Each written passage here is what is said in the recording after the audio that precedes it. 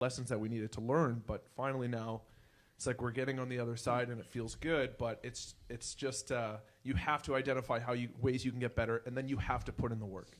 And taking that positive criticism, being open to learning how to be better, whether it's, your writing or your sound or your attitude, and to take that criticism in a good way and go with it. I think that's very important. I say this at every panel that I do. The hardest part of my job is telling somebody their baby's ugly. Because you have put every ounce of passion that you have into this little plastic thing. And I am of the mindset that I would rather be straightforward and honest with you and give you an honest critique, as opposed to saying, oh my God, this is amazing, you've got it made, and give you a false sense of hope. Because then you're spending tens of thousands of dollars chasing a dream on something that if it's not there, I'm going to tell you it's not there. And I'm going to give you an honest feedback. That's me. I don't know if there's everybody else is doing that in this business, but I just hate when I see artists that are maybe not in tune with what the actual reality is of where they are in terms of their craft. And it takes a long time to develop yourself to the point where it's you present something, it's like, holy cow, this is really good. Yeah. But to get there, you had to go through writing shitty songs and learning the craft of writing a good song. That is very sorry, go ahead, Emma. No, I was just gonna add to that. Like, I think that the most fascinating thing as a songwriter and like the evolution of where I am now versus where I started is when you first start out, you know what's good when you hear it. Like when you listen to other people's songs, you have taste. But there's this gap between where you're at and what that song is. And there's that willingness to, I guess, be humble and ask questions. And I think if I could go back in time, I would ask so many more questions. And the artists that I work with, I often wish they would ask me questions about like, hey, what do you think about this song? Or what do you think about this? But sometimes it's really scary to ask those questions because you might not be ready to hear the answer. But just getting that one answer will get you so much further along than if you just live in this bubble of what you think you are. So we're going to switch gears a little bit here. I know we're crunched for time here, but fan engagement and branding. So, you all started out somewhere at home, writing a song before you had a fan base, right? So how can an artist build a fan base from the ground up? Somebody who's maybe working on an EP, their first one, or working on a song and, playing weekend gigs or, doing cover stuff.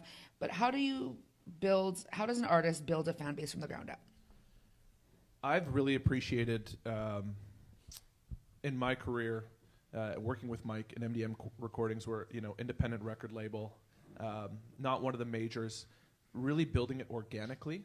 And that's something we've really been intentional about. You'll often see major record labels throwing a bunch of money behind a new artist and kind of force-feeding country fans certain songs or certain artists and saying, you must like this. And to me, that just, it feels fake and it doesn't feel like it'll last. For me, if you really want to build a fan base that's going to last and give you a career, not just a flash in the pan, it's doing it over time and building it organically, but it all starts with the songs. It all starts with the music. It all starts with every time you're performing, you're making it the best show you've ever played, and you're not just status quo, oh, I don't feel like being here. Every time you're presenting your brand, whether it's a show, whether it's a new song, whether it's a social media post, whatever it is, it's got to be the best thing you've ever done. Every single time. Every single time we play as a band, it's got to be our best show, because that's how you build a fan base. As soon as you get comfortable, and just going back to what we were talking about earlier, when you're getting that feedback, and sometimes it's harsh, you have to use it as fuel to get better.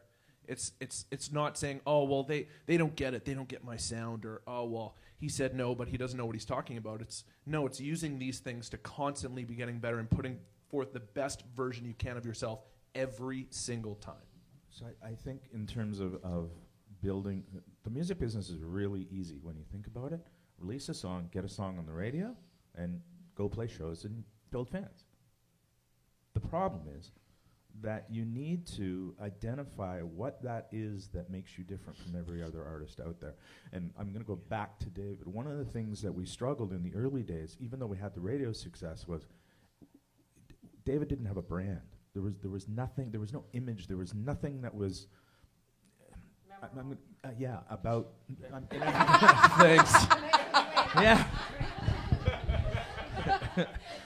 So we spent a lot of time finding what was that thing that separated David from every other artist that that was out there. And what we stumbled when we started having those conversations, David revealed to us that he loved to mix drinks. He's a mixologist. And somebody in our camp, I think it was Tiffany or somebody, came up with the idea of doing a David James mixology recipe book. And it was brilliant, because all of a sudden we then took that out on a radio tour.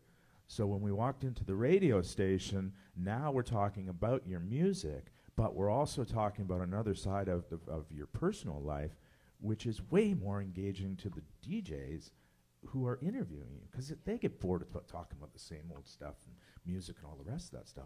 But the cocktail thing, you were taking booze into the morning shows. It right? really helps to get radio people drunk. As a You want former them to radio play your host, songs. I would have liked that back then. It's not about the music, it's about those relationships together. But it's right, yeah. And you really have to find something that sets you apart as an artist, and you really need to find a way to package that makes sense. And it was a struggle, and it was tough to figure out what that was for us. But we did the cocktail thing, and that's kind of now turned into this new food thing that we're doing, and we're getting great engagement. But it's finding a way something that sets you apart. You know, the cookie cutter mold doesn't really generate fans. Those are the three major things, bring though. this back, because you're now dealing with something that is outside of music.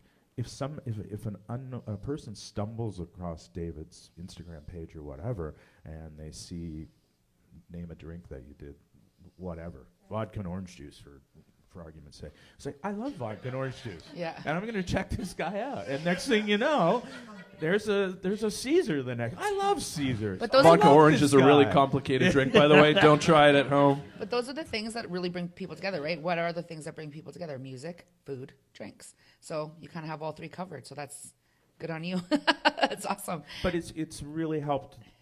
It's really helped us define the image and brand of who David is as an artist and as a person, and given him a whole bunch of other talking points, not only for media but for the fans as well. Well, it's being authentic, right? Because Intentional with authenticity, I think. exactly, yeah. There's nothing more annoying than going to even.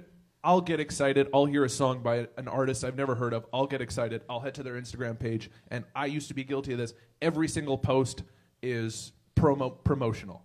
Every single post is, this is my song. Hey, this is my song again. Hey, this is my song again. Hey, here's my song on a chart. Hey, here's my song here. Hey, and then their Instagram story is, hey, check out the song. Check out There's nothing more disingenuous than that, because I'm like, well, that's kind of disappointing, because I kind of wanted to see what this person was about, but all I'm seeing is ads in a catalog. That's because there's guys like me going, well, you promote the damn song.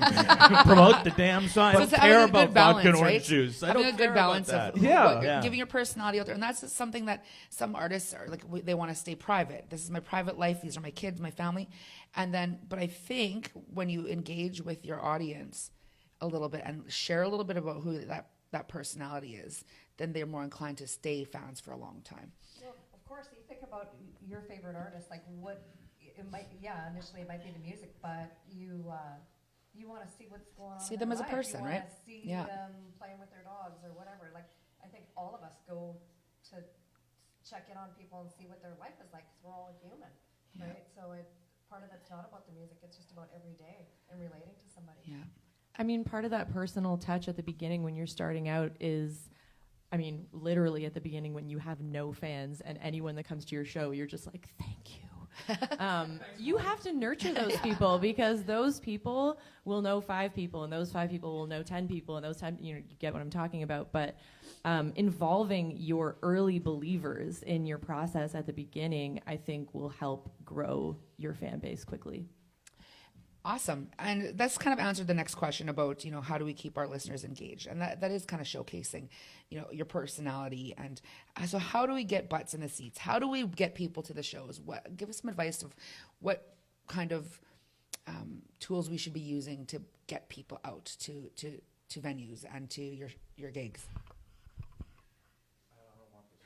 I mean, it's different for everyone. There's no same way, I guess, and it depends on your genre and your target audience and what you're going for. When I was starting out, it was really just like engaging people online and doing postering and doing all kinds of like whatever you could do to hit them from every angle. But also, yeah, just really keeping those people up to date on what you're doing all the time. I mean, I would have like an email list at a show, and then I would follow up with those people every time. Here's my next show. And I'd start to have a really personal conversation with those people. It's not like I was emailing them one at a time, but I had sort of a conversation ongoing with like, here's what I'm working on right now, which a few years into my career turned into like a time when I was recording another album and I did a crowdfunding campaign. And that fan base, like I think I raised $10,000 or $15,000 through my existing fan base because I had been nurturing that group of people. And I mean, we are talking like it can be all different levels, and there is no one way to do it. But if your way is kind of where I came from music, which is like really DIY and grassroots, then that's how it worked for me. But that's not always the same in different genres and going with a label and all those kinds of things. Do you want to? Yeah, just something to add to. I think there's something to be said about oversaturating the market as well. And I used to be so guilty of this, playing 150 times a year, and I would I just mass text all my friends and family, please come to my show. But let's be honest, your favorite act could be Dean Brody or Justin Timberlake or whoever it is. If they're playing in Winnipeg every single night, you're just not going to go every night, right? Like, and there's something to be said about creating excitement by maybe less is more sometimes. I don't know. Well, you have to remember at the beginning, right, when you're an emerging artist and you have no fans, you have your family coming out to a show. I think it's, just looking at it from a different perspective. Align with something you love, like a charity or something. Approach a charity that you're passionate about and, maybe integrate the music to do a live show and, and then you're just building something. That's a great way is to align, whatever that may be. It doesn't have to be a charity, but if you reach out to people, generally they're gonna, if there's something to benefit on both sides, you're gonna have some positive results. Yeah, I just think you need to be really strategic about when and when you play, where you play, and how often you play. And I see this with a lot of independent artists is they will get that festival gig 11, 12 o'clock on the Saturday on the main stage, and people are still sleeping from the night before. You don't want those shows, you guys. You don't. It's a $500 gig, and it's cost you $1,500 to get there. What a total waste. And in the eyes of the promoter, you're a $500 act. So when you really start to get things going, it's really hard to move that 500 to 25 to 35. We have a philosophy in our camp, and every artist hates it. But David was doing 150 shows. I said, you're not doing 150 shows. You may do 10. But it was strategic in terms of what we were trying to do in terms of building his value on the live side of things. So when we started putting him in festival gigs, we were getting $2,500 a show.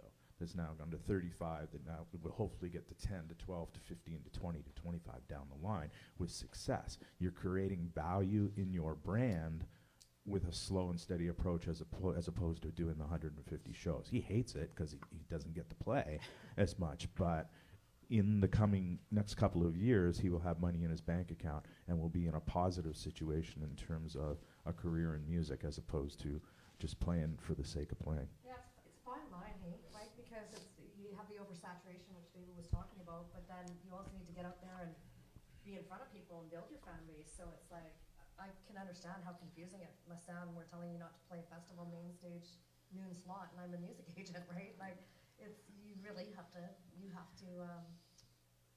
be strategic, like in a big way. Like the other interesting balance is like how do you, I mean, obviously you were playing 150 shows a year prior to shaving that down to 10 shows a year, but there is that balance of like, you also have to stay good. You have to be playing to keep those chops up. So, I mean, what would you guys say about? Yeah, well, that's a really great point. And I think it goes back to what I said a little bit earlier about, always putting forth the best version of yourself, because you're right, when you're not gigging, it's hard to stay fresh. Yeah. But for me, what I've done the last 4 or 5 years, and what I wish more newer artists would do is make those shows strategic. Play them less frequently, but make them an event. Really, really make them an event. You know, like if you're playing every weekend, it's hard to get people out. It's hard to get family, friends. It's hard to really generate buzz and excitement. It can be done. It's just really tough. But if you're playing less frequently and every single time you're well rehearsed, and when you're well rehearsed, you rehearse more, and you don't just play the songs, but you make a show. You create excitement. You create buzz around this event. It's so much easier than just going out and what I used to do, playing the King's Head on Friday, Saturday night playing Cowboys, Wednesday I'm heading over to this bar, come check it out, guys, and just doing the status quo, playing the same set over and over. You don't generate buzz and excitement that way. So yeah, a lot of it's not fun. I hated it. I hated not playing shows. I think the first year I did 2 or 3 shows. But, you know, we made sure that those shows, we were so well rehearsed. We created a great show. We built excitement around them, and we really wanted to make them stellar. Yeah, and you're evoking emotion when you're creating a show, right? Like you're taking people on a journey. That's what you want. I mean, it's just not all about, you know, balls to the walls and showing them your best. You want to bring people in, and you want to have that roller coaster of emotion. And a lot of artists engage your audience, and a lot of artists don't understand that. You know, they think if they sing their top 10 songs and have the energy level super high that everybody's gonna, you know, walk away and remember it. And it's like, no. It's like creating those, being strategic and building a show that people are, it's gonna, you know, they'll shed a tear or they'll something relatable, right? It's like quality, not quantity, right? So. Cool. I think that there's a number of questions here under the engagement and branding that we've already answered, so we might just move on to the next topic area. I guess because we basically answered all of these already. So you guys did really good. You having a good time? Feeling good? Are you guys all listening, engaged? You having a good time? Folks at home? Lisa, Sean, Yeah. Yes, for sure. And thanks to our viewers that are at home, probably cuddling under the blankets on this cold day to watch from home. We wanted to talk about later this afternoon, guys, as well. Don't forget that our panel discussions will be covering some stuff like songwriting, publishing, getting on the radio, and stuff like that. As far as releasing music now, we're going to talk a little bit about this. So with streaming being the primary source of today's music consumption, what is the relevance of radio singles for country artists? What role does that play in promoting our artists? Oh, boy. Radio in country music is crucial to getting your career off the ground and commercial success.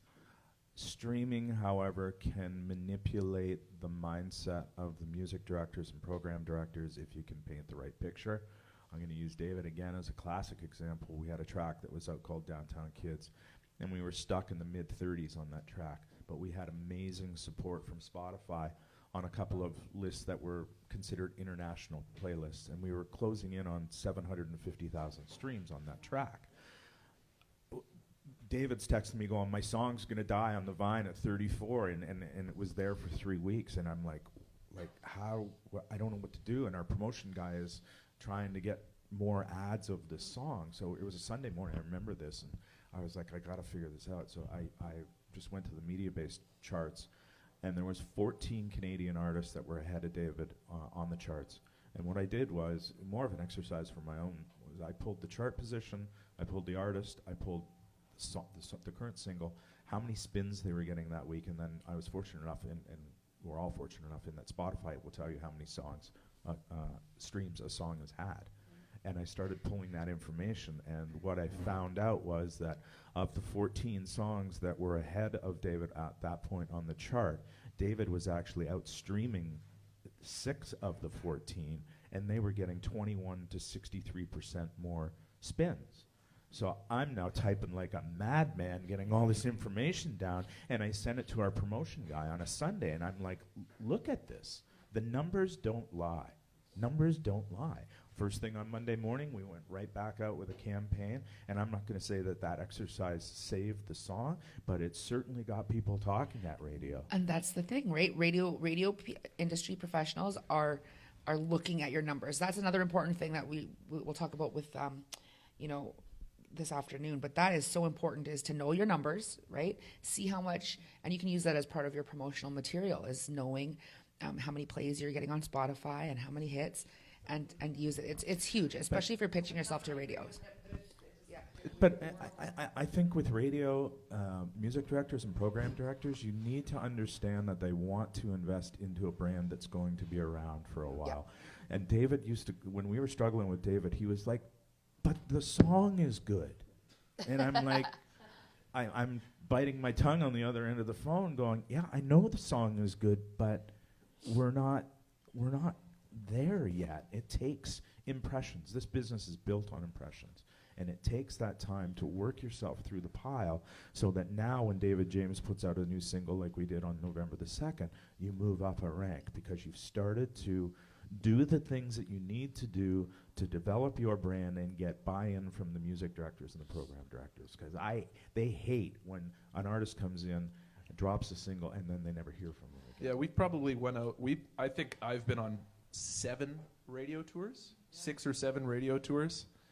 And that FaceTime, that networking is so crucial because radio, they have such a finite amount of time to give to artists. They have such a finite amount of time. They've only got, some stations now have 7 current song slots, 7 or 8. And it's such a finite amount of time. They cannot invest just in a song, which, I mean, as an artist, I'm like, man, just play a great song. But they want to ensure that an artist is in it for the long haul. They've got a support team. They've got a support network in place in terms of it, management, label, whatever you want to call it. They've got a team in place that they're in it for the long haul. Like Mike said, we've been pounding the pavement at radio for 5 or 6 years now, and it's only now starting to get easier because they see that we're being relentless. We're not giving up. We have long-term goals. We have a long-term plan. We're in this, and you're just going to have to start playing us because we're not going away. I had the same problem that we had with David in terms of breaking through. I had with Jess Moskaluk, and it was single after single after single it was not working. And I'm like, what can you morons not see about this girl and the talent that she has? And it was at the CCMAs in Edmonton, and I called Dale, our radio tracker, and I'm like, let's get these music directors and program directors in a room, and we were playing a lead-off single from Jess's Light Up the Night record. And I'm like, I'm just going to tell them straight out that this is a great song. And I did. And I was like, you may not play this song, you guys, but if you don't play this, you're going to play the next one. And the next one was Cheap Wine and Cigarettes. Yeah. And all of a sudden, they're like, Jess is the greatest thing in the world. But in the early days, the feedback that we were getting from music directors and program directors was that Jess was over-singing the songs. Her voice was just too big and it was overpowering and all the rest of that stuff. I fast forward 3 or 4 years later, and she does I'm an Open Road with Paul Brandt, and all radio's going, oh my God, I didn't know she could sing like that. And I'm sitting going, you idiot. But ultimately, it came down to the relationship building, though, at the end of the day, with Yeah. putting your name to the face and Yeah. taking the time to go meet people, and it was, And it's awful. Like we call it country in the boardroom, and David hates them. And it's cold and It is. It's not fun, but it is essential to building that relationship with those music directors and program directors and people at the station. Is it possible then for DIY artists that are up and coming, that don't have anybody to advocate for them, that don't have any management yet? Is it possible for them to get on the radio, to access radio stations, and what are the steps they can take? Some suggestions for DIY artists. What steps can they take to get it done? It is possible. You'll see the odd one get through. I'm going to be totally frank and honest with you. The stack of Canadian content right now in country music is the best that it has ever been. Yeah. It is unbelievably competitive out there, and you're seeing it. We have a brand as MDM Recordings. When we release a single, our songs will probably move up the pile a little bit faster. The DIY artists, the radio stations, not all of them, but most of them will see you. And there are a few music directors out there that are truly in it in terms of developing artists and all the rest of that stuff, and will take the time to sit with you. But as a DIY artist, it's really difficult to break through. I think Dan Davidson's I was just going to mention Dan. yeah. He's about the only one that I've seen, but he came from a rock background where he had a little bit of a history and a story behind him as well too. Go ahead. I was just going to add, two, 3 years ago, I did put out a song to pop and AC radio that I didn't have a record label, and I'd hired a radio tracker. And it didn't go all the way, but I mean, it was like a top 20 single, and it is possible. So I just want to like add that it is possible, and to not be discouraged that like if you don't have a label that you can never get on the radio, but you do have to have an amazing song.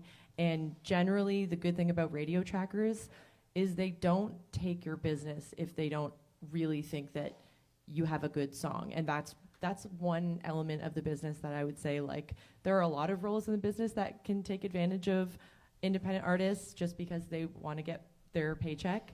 But I have found that radio trackers are pretty brutally honest because their reputation is on the line of their relationship with radio and consistently bringing them quality music. So don't be afraid to reach out to a radio tracker if you believe you have a song that could work at radio, because you just never know.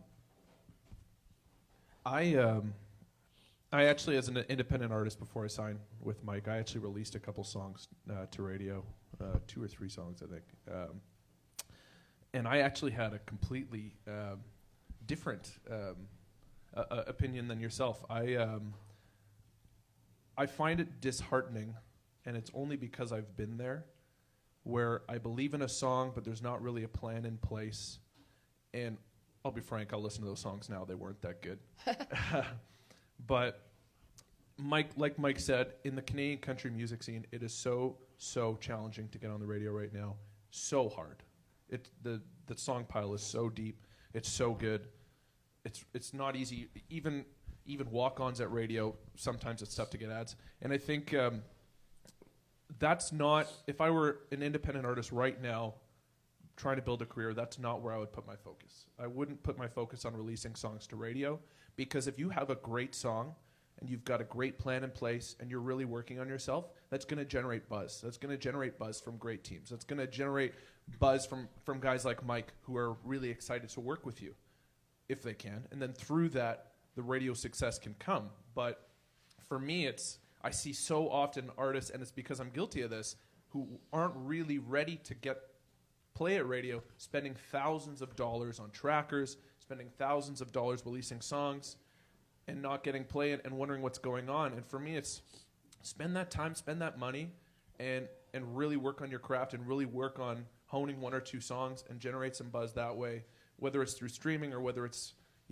through record label solicitation, even though guys like this hate it. If you have a really, really great product, I do believe cream rises and you will see buzz, and then the radio piece comes later. So I don't think that you have to spend any money to make a phone call to introduce yourself to somebody and go have a meeting, like, regardless of whether you have a song or not. I mean, if you're building relationships, like, what do you have to lose by sending an email to a PD or an MD, even just to make a connection?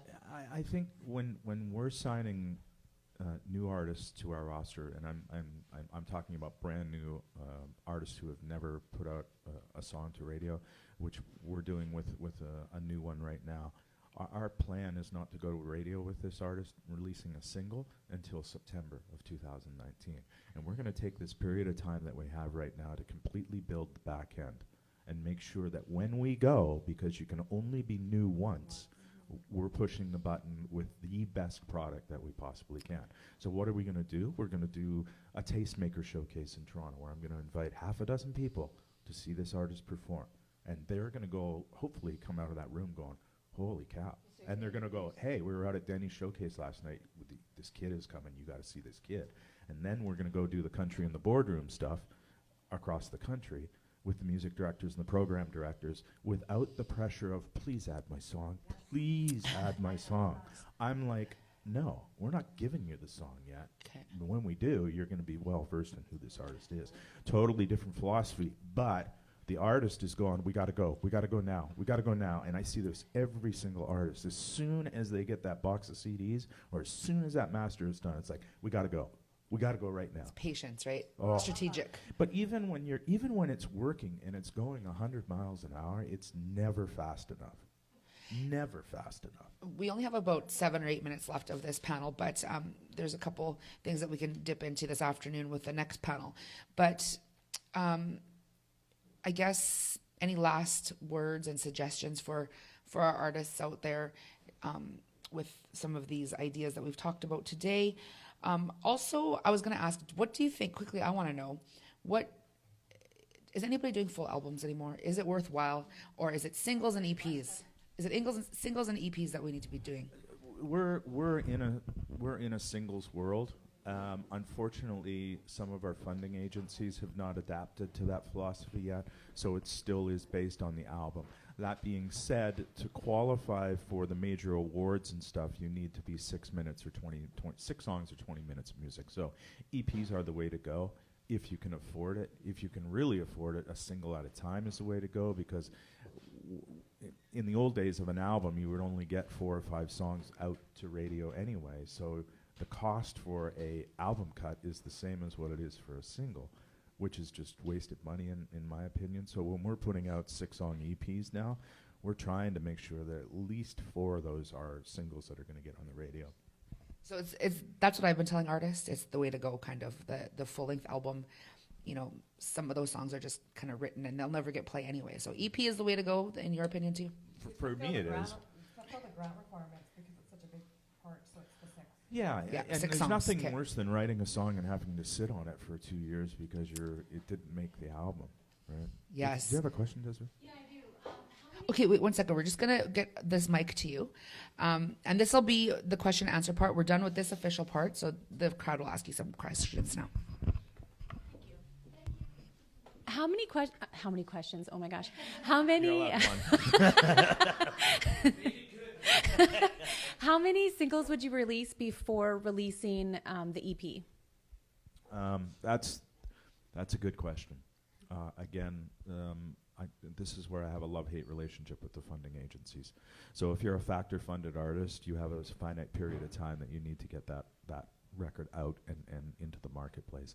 When we did our first Chad Brownlee record as an unknown artist, we released 3 singles to radio before we got to the point where we actually released the full album. That was 8 or 9 years ago. Things have changed a lot now. So because you're going single to single and trying to get on playlists and front page stuff, I don't think it's as important in terms of when that EP gets out there. Obviously, when you're getting to the level where David is now, we're lead-off single on a new EP right now. It's November. We'll probably put out the second single in the spring and release the EP around that so that he's got something to sell during festival season of next year. Now, if you're a brand new artist, does it make sense to coincide if you're not playing any of the festival shows? Probably not. Take your time and just understand, how long it's going to take to get things going. 3 singles should take you about 18 months. Okay, thanks. Hi. So I'm just starting out as coming into the singer-songwriter and front man sort of thing. I've been doing music for probably the last 10 years as a sideman. I play drums as my primary instrument, and I do play some rhythm guitar and stuff. I'm trying to work on some songs for an EP, but I don't want to put out a cookie cutter song. You listen to country radio nowadays, and a lot of the songs are about drinking beer with your truck and your tailgate and da-da-da-da-da. How do you put some meat into a song? Do you write, from more personal experience, or would you co-write with somebody that could kind of add a perspective? Because, country radio and country music itself is more, people relate to it more because you sing about life, right? Somebody can relate to your song, something they're going through in their life, whatever. How do you add some meat to a song that really, grabs the listener and, doesn't really fit the mold, as it were? Well, I think if you don't want to put out a cookie cutter song, then you shouldn't put out a cookie cutter song.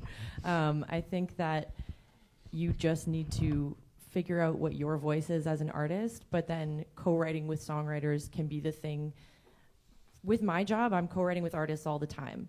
And the best thing is when the artist comes into the room with even this much of a bit of inspiration, something that resonates with them, that they can feel like they can like wrap themselves around the song, because they're going to be the ones, you're going to be the one going, performing it, going across the country, playing it at radio stations. You have to stand behind it, but the songwriters who do it for their profession, they can be the ones that help that song meet those radio needs, which are specific. When is the chorus coming in? How long is the song? What's the tempo? But that doesn't mean it has to be cookie cutter. It can, like, if I'm doing my job right, I'm putting who you are into that song. I say this to all our guys when they're in songwriting mode for getting ready for new projects, is you can't chase radio. You can't chase what's happening today, because by the time you write it, record it, get it out there, they've moved your cheese. And you've got to believe in your songs and believe in yourself, and maybe it doesn't fit into the radio mold, but you just keep going, and that's really hard. But again, I keep going back to David. It was one of the lessons that we had to learn in terms of, okay, how do we stay true to who you are as an artist, but make it radio accessible to get back on the radio? And it was frustrating. It was hard. It's very important, I think, to identify who you are as an artist and what you're trying to accomplish. And I can't stress that enough. And I think that goes for songwriting, that goes for everything you're doing, playing shows, whatever it is. You need to identify what you want to be or what you are and what your goals are. And then every decision you make in terms of songwriting or what shows you play has to be intentional with that end goal in mind. So if your intention is, hey, I want to do this as a career, I want to get on the radio, then it's right. It's finding a way to package yourself. That's you as an artist. Like Chris Stapleton is not cookie cutter at all. He releases Chris Stapleton songs, but he still packages in a way that radio's like, okay, yeah, we can get on board. He's a really talented dude. We love these songs. We think they'll work. So it's really finding a way to do that. But I think, just keep working at it and really be intentional. And for me, I think every single day, every single time I'm playing a show, every single time walking into a write, I'm doing it intentionally thinking, and this is something I've had to learn. Instead of just throwing stuff at a wall and hoping if it sticks, it's every single time it's being, this is where I want to get. This is where we see ourselves in 2 years, 3 years, 5 years, in 6 months. This is how we're going to get there. We're going to be intentional about this. And I loved Emma's point in terms of working with songwriters and songwriters who are, if you can get in rooms with songwriters who are better than you, who are writing this day after day, there are certain things that you need to accomplish within certain timelines of songs and certain key words that have to be used and phrasing and all the rest of that stuff. So like yeah. trying to keep the direction of the song too, right? Because you start out with like an emotion. I was just gonna say we're gonna talk a lot about songs in the next session. Okay. So I'd rather save those questions for that one, because we're gonna have other people in the room who will also have a great thing to say, like publishers and a radio tracker. So if there's any questions more about like the strategy of like the DIY, we'll take maybe one more and then we'll break for lunch. Nobody, hey? Okay. Well, that's good. Then we can end exactly on time. Are you sure? You can take the mic, Alan. Thank you so much, everybody. Thank you, everybody at home, for watching as well. And stick around, have some food. Musicians like to eat, and we like to feed you. So that's what's great about Manitoba music. So have a snack, and we'll be back here for 1:30 for the next session. Yeah, don't be modest. We have a lot of food. We might give you some take home.